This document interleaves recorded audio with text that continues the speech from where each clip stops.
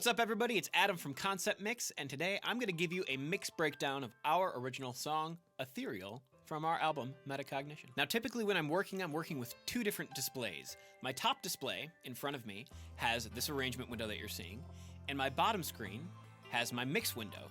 I use this first screen to visualize everything that I'm looking at so that I can see where I am and make any edits as needed. And I use my mix window to actually do all of my balancing and processing. Now, if we look at this project, you're gonna see there's a ton of tracks here. Everything on the left side of my mixer is all of the individual tracks. And then on the far right are all of my buses. And this is how I really mix. So let me explain my philosophy here. So when I'm thinking about a mix, I'm thinking about it in the following parts. I have all of my leads, then I have all of my instruments. I have a bus for percussion, but I also have a dedicated bus for my kick drum. And then the bass part on its own.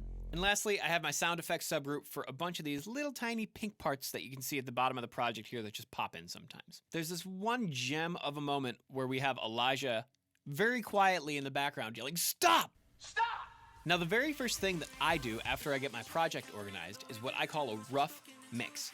And that means that I'm only using the faders here at the bottom of the mix window to balance the volumes between all of the individual tracks without ever doing any kind of processing yet. So once I've got a rough mix in place, the next thing I do is I go in and I add EQ to help shape the tone of some of the instruments and the vocals, as well as add compression to the tracks. Then after I've got all that in line, I go back and I add things like reverbs and delays and fun effects to kind of fatten up the mix and give it a little more depth and a little more texture. Right now I've got the kick and the bass tracks soloed, and you'll see that anytime the kick drum hits, you'll watch this needle move, and what that's doing is pulling down the volume of the bass guitar. These two things are often competing for the low end in a mix, and this helps resolve that competition so you hear each thing at the right moment. I also add a clip distortion to my kick drum to give it a little more texture so it cuts through the mix a little more. Now, my lead vocal bus has a lot going on, but one thing I want to point out in particular is this stereo delay.